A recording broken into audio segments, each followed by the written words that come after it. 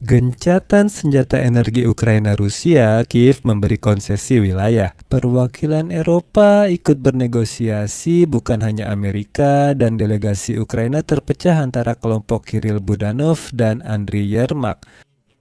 Inilah hasil awal negosiasi delegasi Ukraina, Amerika, dan Rusia hari ini di Jenewa.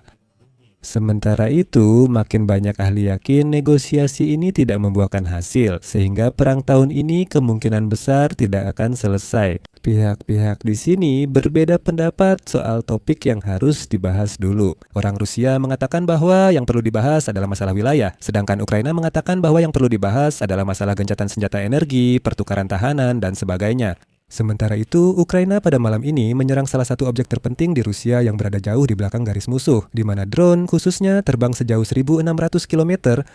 Sebelumnya, Rusia menyerang objek sipil Ukraina di kota Damai. Dan karena itu, dalam edisi kali ini, mari kita bahas hasil awal dari perundingan, apa yang terjadi di latar belakang. Nah, kita akan mencoba membuat prediksi awal. Di sini, saya tidak akan membuang waktu dan langsung saja kita masuk ke pokok pembahasan. Nama saya Alexei Peci, mari kita bahas topik ini bersama-sama. Tapi sebelum kita mulai, saya mohon kalian untuk subscribe ke channel ini, beri like, tulis komentar apa saja, dan jangan lupa untuk follow channel Telegram saya, Peci News. Link ada di deskripsi video. Kami mempublikasikan berita terbaru segera setelah diterima. Hari ini, 17 Februari di Jenewa, berlangsung pembicaraan antara Ukraina, Rusia, Amerika Serikat, meski kini bisa disebut 4 pihak. Nanti akan saya jelaskan alasannya. Dan hari ini, Sekretaris Dewan Keamanan dan Pertahanan Nasional Ukraina sekaligus Kepala Delegasi Perunding Ukraina, Rustem Umerov, menyatakan bahwa para pihak sedang membahas isu-isu keamanan dan isu-isu kemanusiaan. Berikut kutipannya, kami bekerja konstruktif, fokus tanpa harapan berlebihan. Tugas kami semaksimal mungkin mendorong keputusan yang mendekatkan perdamaian berkelanjutan. Di sini saya langsung mencatat bahwa ini adalah pertemuan pertama seperti ini di kawasan Eropa sejak dimulainya perang skala penuh Rusia melawan Ukraina. Sebelumnya, orang Rusia tidak diizinkan masuk ke sana dan semua negosiasi tiga pihak sebelumnya berlangsung di Turki, Arab Saudi, dan Uni Emirat Arab. Delegasi Amerika, selain Witkova dan Kushner, penasihat Donald Trump, juga diwakili oleh Panglima Tertinggi Pasukan Gabungan NATO di Eropa, Alexus Grinkevich, dan Menteri Angkatan Darat Amerika Serikat, Dan Rijay. Hal ini menunjukkan isu keamanan, gencatan senjata, perdamaian, pemantauan, dan penarikan pasukan kembali dibahas.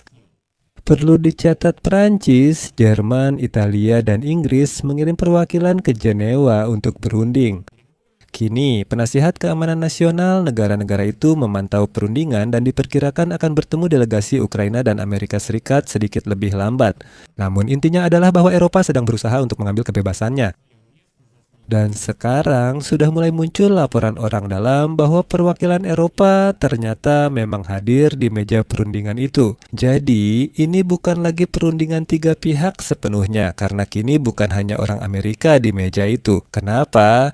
Karena yang sedang dibahas adalah soal mengakhiri perang di Ukraina dan masa depan arsitektur keamanan Eropa, dan akan aneh jika masalah ini diputuskan tanpa melibatkan orang Eropa. Sedangkan mengenai pokok pembicaraan, pihak Rusia menyatakan bahwa kali ini agenda pembahasannya lebih luas dibandingkan putaran sebelumnya di Abu Dhabi. Secara khusus, Kremlin mengumumkan akan membahas isu teritorial, sementara Ukraina berencana mengangkat topik gencatan senjata di bidang energi. Selain itu, pihak Ukraina juga mengharapkan hasil terkait isu kemanusiaan, misalnya pertukaran tahanan. Terkait hal ini, saya ingin mencatat bahwa hari ini Volodymyr Zelensky menyatakan bahwa Ukraina telah mencapai hasil penting dalam memulangkan anak-anak dari bawah kendali Rusia. Saya akan mengutip pernyataan Zelensky. Hari ini kita memiliki hasil penting. 2.000 anak Ukraina berhasil dipulangkan ke rumah dari bawah kendali Rusia. Dan menurutnya, pemulangan setiap anak menjadi mungkin berkat kerja keras setiap hari, yang khususnya dilakukan oleh organisasi masyarakat dan mitra internasional. Sekarang mari kita kembali ke pembicaraan. Kali ini Rusia menurunkan status delegasinya yang dipimpin oleh asisten diktator Rusia dan ideolognya Vladimir Medinsky yang sebelumnya sudah pernah ikut dalam perundingan tahun lalu di Istanbul. Sebelumnya di Abu Dhabi, delegasi Federasi Rusia dipimpin Kepala Dinas otoritas intelijen utama Rusia, Igor Kostyukov. Dan sebenarnya penurunan status delegasi seperti ini adalah tamparan bagi Amerika karena Amerika Serikat kembali mengirimkan militer mereka ke perundingan. Rusia justru mengirim badut dan pseudo sejarawan bernama Medinsky yang tak punya wewenang, hanya boneka yang bisa bicara dan membaca pseudo kuliah serta sejarah. Perlu dicatat juga, selain Medinsky, dalam kelompok Rusia juga ada Wakil Menteri Institut Urusan Luar Negeri Rusia, Mikhail Galuzin, yang dikenal mendukung garis keras Kremlin. Menjelang perundingan, Galuzin mulai menyebarkan ide pengelolaan eksternal Ukraina di bawah naungan Perserikatan Bangsa-Bangsa. Di episode sebelumnya, saya sudah merinci usulan ini, jebakannya, bahayanya, dan bagaimana Moskwa mencoba memakai mekanisme pengelolaan eksternal untuk mengganti nama pendudukan seluruh Ukraina. Selain itu, dalam tim negosiasi Rusia terdapat Alexander Zorin dari Glavnoye Razvedivatelnoye Upravlenia yang pernah terlibat perundingan Azovstal pada 2022. Kita diberi petunjuk bahwa topik utamanya adalah pertukaran tahanan lanjutan dan situasinya sangat paradoks. Sehari sebelum negosiasi di Jenewa, Presiden Amerika Serikat Donald Trump menekan Kiev dengan menyatakan Ukraina perlu atau tidak perlu, tapi Ukraina perlu. Akan lebih baik bagi Ukraina untuk segera duduk di meja perundingan secepat mungkin. Menurut saya, kutipan Donald Trump ini menunjukkan dia bingung atau tidak mengerti. Donald Trump mengatakan ini adalah perundingan yang penting. Ini akan sangat mudah, lihatlah. Akan lebih baik bagi Ukraina untuk segera duduk di meja perundingan. Itu saja yang saya katakan kepada Anda. Kita berada dalam posisi seperti ini. Kita ingin mereka datang dan ini agak gila, mengerti kan? Jadi maksud Donald Trump, Ukraina harus segera berunding. Kapan kita pernah menolak duduk di meja perundingan atau menolak perundingan sama sekali? Saya ingin tahu apa yang membuat Donald Trump bereaksi seperti itu saat menyarankan Ukraina sebaiknya berunding. Mari kita lanjut ke bagian berikutnya. Saya ingin mencatat bahwa sebelum pertemuan di Jenewa, pihak Rusia melancarkan serangan gabungan ke Ukraina dengan rudal dan drone pada malam tanggal 17 Februari. Target utama adalah infrastruktur energi dan sipil.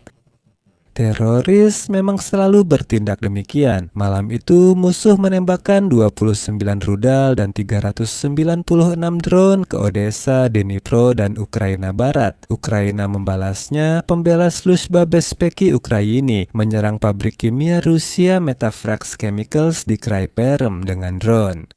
Pabrik itu terletak lebih dari 1.600 km dari perbatasan Ukraina dan pabrik tersebut memproduksi komponen kimia yang diperlukan untuk pembuatan bahan peledak dan material lain untuk keperluan militer. Pabrik tersebut sudah berada di bawah sanksi internasional dan karena itu Dinas Keamanan Ukraina juga menambahkan sanksi dari Ukraina.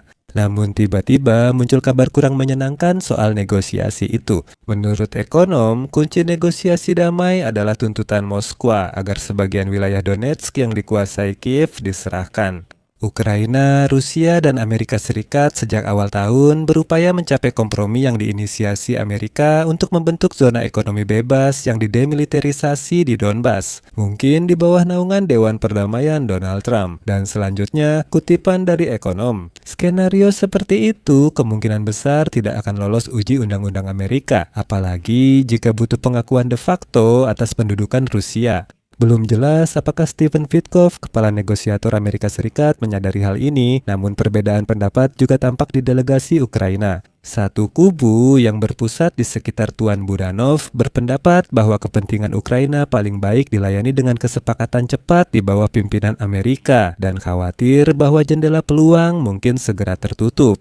Namun kubu lain yang tampaknya masih berada di bawah pengaruh mantan kepala kantor Presiden Ukraina Andrei Yermak yang mengundurkan diri karena skandal korupsi jauh lebih tidak tertarik pada hal ini. Zelensky tampaknya menyeimbangkan dua kelompok itu sambil tetap dengan gagasannya sendiri. Artikel The Economist menyebut sejak awal tahun Ukraina dan Rusia makin dekat mencapai kesepakatan. Telah muncul gambaran tentang perjanjian jaminan keamanan yang lebih kuat dan juga terjadi perubahan dalam susunan para negosiator. Namun, beberapa ahli percaya semua negosiasi ini sekadar pengalihan perhatian. Banyak media kini menyebarkan kutipan tokoh oposisi Rusia Garry Kasparov yang hari ini menyampaikan hal berikut. Selama belum diucapkan frasa kunci yang menentukan alasan perang, yaitu keinginan Putin untuk menghapuskan kenegaraan Ukraina dan memulihkan pengaruh kekaisaran Rusia Soviet di Eropa Timur. Jadi, semua hal lain hanya omong kosong. Kompromi dalam negosiasi hanya membuat Putin regrouping dan kalah. Perang baginya tidak selesai di Ukraina. Kita memiliki akar penyebab perang dan upaya untuk mencapai kesepakatan tanpa mengatasi akar penyebab tersebut pasti akan gagal. Di sini saya akan berhenti sejenak. Tulis pendapat dan kesimpulan Anda di kolom komentar di bawah episode ini. Jangan lupa berlangganan saluran, tekan lonceng, dan jangan lupa beri like. Jika episode ini bermanfaat dan menarik bagi Anda dapat mendukung kerja saluran YouTube kami secara finansial melalui donasi apapun atau berlangganan sponsor berbayar. Misalnya sponsorship di YouTube, platform Patreon, Buy Me Coffee, PayPal, dompet kripto. Semua detail ini ada di deskripsi video ini. Saya akan sangat berterima kasih atas dukungan apapun dari Anda. Itu saja untuk kali ini. Jaga diri Anda. Sampai jumpa.